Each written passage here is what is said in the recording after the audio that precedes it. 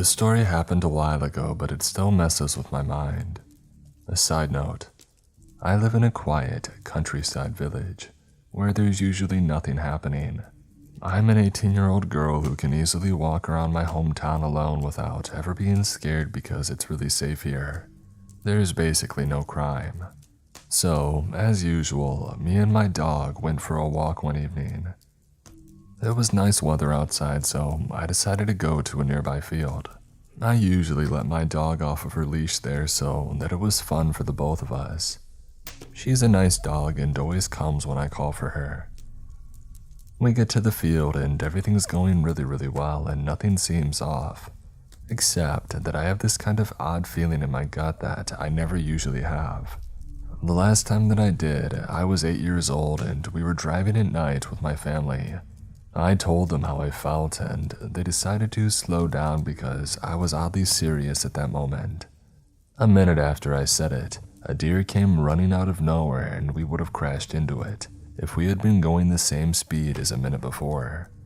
We were all shocked and my mom thanked me. I still remember it like it was yesterday. However, in the field 10 years later, I had that same gut feeling. Whatever, I thought, and I kept going, completely ignoring it. We roll around the fields and a nearby forest until the sunset starts to go down. I put my dog back on her leash and decide to leave from one of the tiny pathways that go through a small forest. It's the quickest way to get back home. It's not a popular way, but it is quick. As I'm walking along that path, I suddenly spot a silhouette in the end of the road, just before the forest begins. I think nothing of it at that point and just keep walking, but after just a little while I have a strong gut feeling and I stare at the silhouette. I look for a while and that's when I notice that the silhouette is staring at me without moving. I just think that maybe they were waiting for someone because at first, the silhouette looked like a child's. But as I got closer, I noticed that it wasn't a child, but a grown man instead, who looked to be struggling while attempting to ride a children's bicycle. It was a blue and green boy's bicycle. His legs were way too long for it and his whole body looked like he was forcing himself to ride it. It was a really unsettling sight. But still, my idiot self didn't want to turn around and have a couple of kilometers of wasted time. And even though it was creepy looking at it, I still thought, hey, maybe he's waiting for somebody that's coming from my way.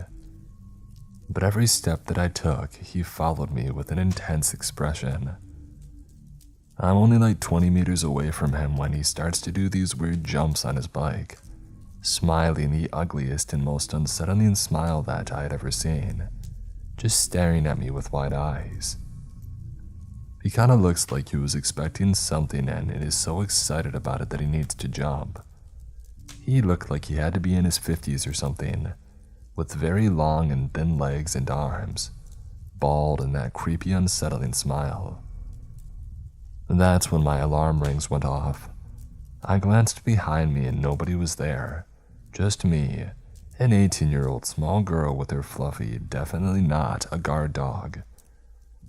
I did a 360 turn and started to jog from where I came, just in case. I glanced at him and sighed in relief when I noticed that he wasn't following me anymore. I thought that maybe he wasn't waiting for me after all, and I called myself a stupid and a scaredy cat. Oh, I was so wrong. My adrenaline started to slow down again as I was in the middle of the fields, and I still saw no sign of him following me.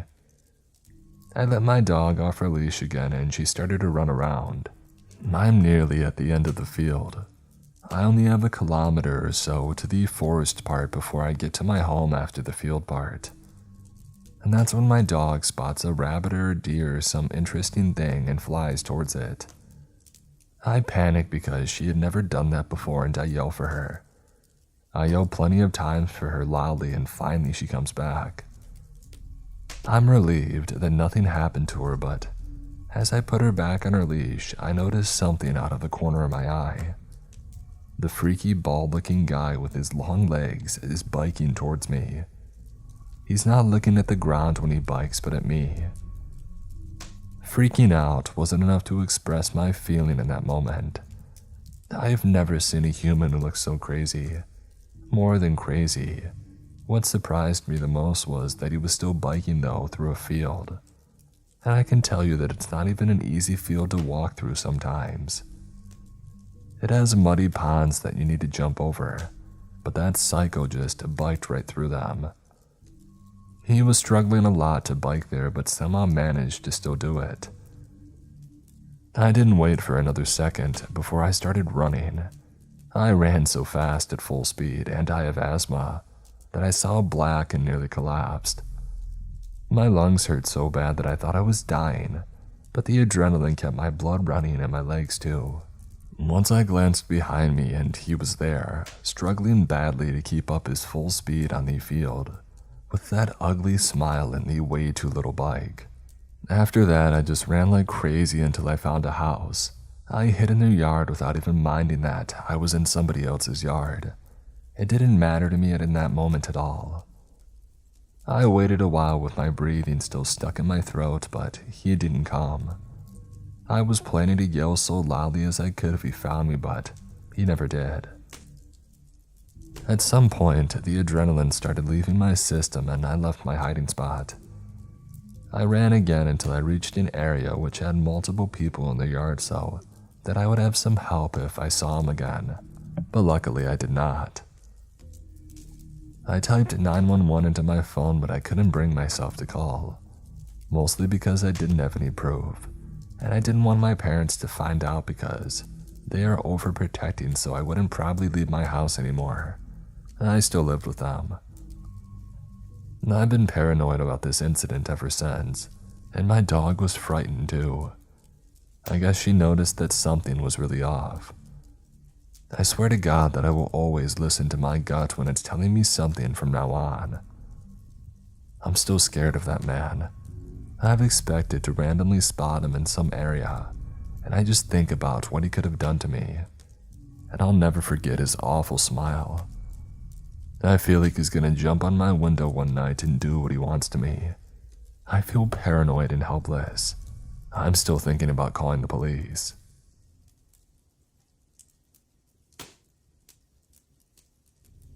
A 35-year-old female used to work at a small startup that had a small warehouse in the city. I enjoyed it because it had great benefits, perks, and a pretty easy commute. I just walked a few blocks to the metro line in our city.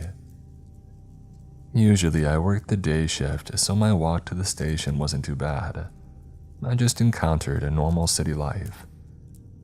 On the occasional time that I worked into the night, I usually walked with some coworkers I knew, or then my boyfriend would come and pick me up. If I had to make the walk by myself, I would wear giant headphones to deter catcalls and any other annoyances. I had a doctor's appointment that morning and I was allowed to make up my shift by staying after the day shift crew had left. However, I finished my shift before the rest of the evening crew, which meant that I made the walk by myself that day. It was already dark and the street was pretty much deserted, except for this one really tall, burly dude walking just ahead of me yelling into his phone. I had my headphones on but nothing playing because I still wanted to be aware of my surroundings. The big burly guy sounded angry and didn't turn back to look at me until after he had yelled into the phone. I did my part and now it's up to you to get rid of the body. I don't care what you gotta do, just make it disappear. And then he turned around and stopped walking, looking at me surprised. I quickly stopped to not run into him and give an awkward grimace and smile, acting like I hadn't just heard him say that because I was listening to music. At the next crosswalk, I quickly crossed the street. He just stared, standing in place until I was a block away, and then he turned the corner and disappeared. I don't know if this guy actually knew that I was behind him and said that to scare me because he thought that I was listening into his conversation. I hope. Or he was up to no good. But that was super creepy. I've never walked to the metro when it was dark after that by myself. I either got a ride or had a buddy walk with me.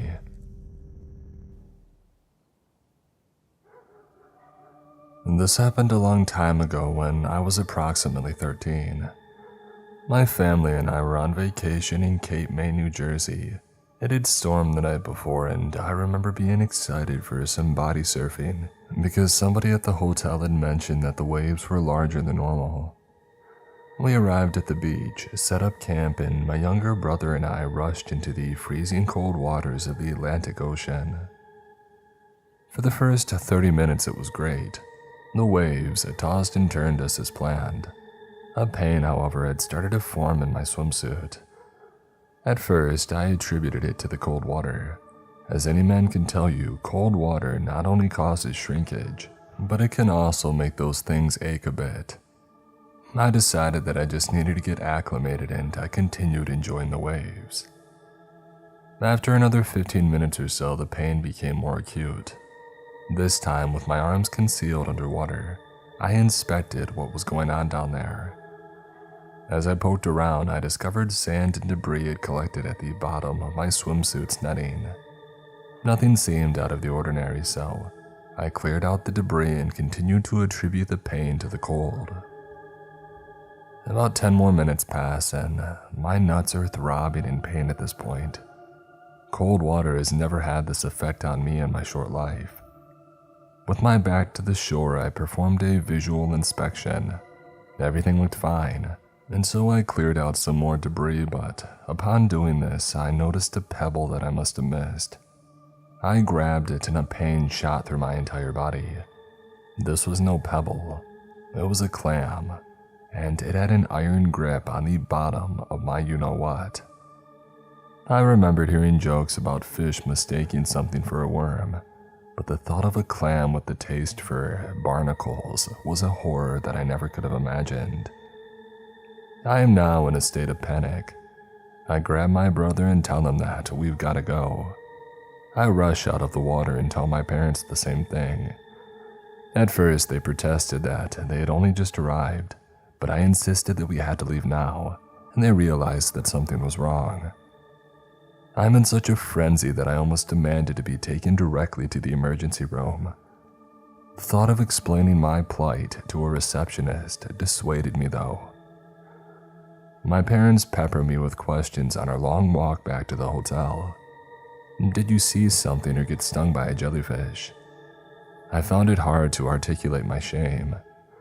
I'm at an awkward age when everything is embarrassing, let alone having a clam latched to your manhood. My concern trumps my humiliation, and I describe what has happened, or is happening. My parents are concerned, and my younger brother is crying, with laughter. The pain had only gotten worse as we entered a hotel. I rushed into the bathroom, locked the door, stripped off my suit, and finally got my first good look at the source of my pain. It was dark brown, oval-shaped, and a little bigger than a quarter, and it had an iron grip. Every time that I touched it, I felt waves of pain. The knocks of my parents at the door and the sound of my brother laughing echoed throughout the bathroom. My parents wanted to come in to see it, but my shame would not allow it. I told them that I couldn't get the clam off and I didn't know what to do. So I started to consider the emergency room again. Finally, my mom sent my dad to a nearby pharmacy to get some rubbing alcohol. They passed it through to me and I filled up a glass. I sat in that bathroom with my clam dangling in a glass of rubbing alcohol for at least 10 minutes. The clam never fully gave up its prize, and I think the alcohol weakened its resolve. So with a quick, extremely painful tug, I was finally free. My sack had a minor laceration that bled but was otherwise fine. Even after the events of that summer, I still love the ocean. But beware, sometimes that ache below is more than just the cold. This horror story happened over 5 years ago. Looking back on it, it's hilarious, but it was terrifying at the time. It was a Wednesday evening when one of my best friends, I'll call him Rob, had called. His fiancée was out of town on Friday and wouldn't be back until late Saturday, and he wanted to know if I would like to spend the night at his place.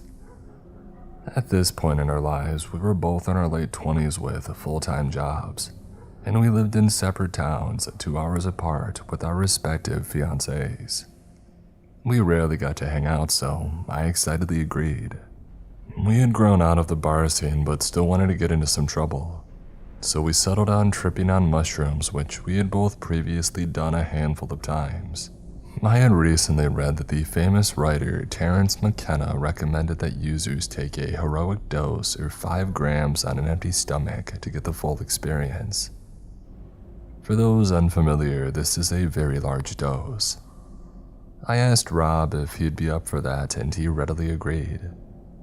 At this point, I think the most that I had taken at once was a little over 3 grams, and probably the same for Rob. The night before our visit, I procured the mushrooms, ground them up, and filled empty pill capsules with the grounds. I really don't like the taste. The next day, I got stuck at work later than I had hoped and didn't arrive at Rob's until around 10 p.m. We weren't going to let a little delay stop us though, so we each downed our heroic doses and tossed back a few more pills for good measure. In total, we probably took close to around 6.5 grams. Over the course of the next hour, the effects of the cyclopin became apparent. The walls appeared to breathe, there were a few giggles, and I specifically recall his speckled granite countertop swirling and eventually appearing to melt and drip over the edge. It was around this time that one of us suggested going on a walk. Rob lived in a quiet suburb of a large Midwest city. His apartment building was part of a large complex that was located right off of the town's main street. Think brick road, colonial buildings, coffee shops, boutiques, small restaurants, and so on. It's not a party area, and by the time that we departed, it was a ghost town. The walk started pleasant enough as we took in the beauty of our surroundings. Soon we noticed a cop seemed to be following us, eventually pulling into an empty parking lot with his lights pointed at us. This agitated both of us, but we continued on until we got to a busy intersection with a long crosswalk that was close to a highway off-ramp. The goal was the gas station on the other side. The mushrooms, however, would not let me cross the street. My feet were sinking into the sidewalk, and I feared the walk signal wouldn't give us enough time to safely make it across. I turned back the way that we came, but took a right down a side street to get away from the cop. The side street intersected with train tracks that Rob said were a shortcut back to his place. We started on the berm of the tracks until thick, thorny shrubbery on both sides forced us onto the tracks. A minute later, the sound of a train's horn echoed in the distance. 2 druggies die on tracks, is what the reporting would say, I had imagined, as I started running, imploring Rob to do the same, until I reached another street. Confused, Rob watched me as he stood there. There was no train, of course. He encouraged me to keep going, assuring me the tracks were safe, and that we were a minute from his place. I wasn't getting back on the track, so we ended up taking another way, delaying our journey by another 5 minutes, which annoyed Rob. We finally arrived back at his place and all appeared to be fine. It had been over 2 hours from consumption. Despite our little misadventure, I was still having a positive trip.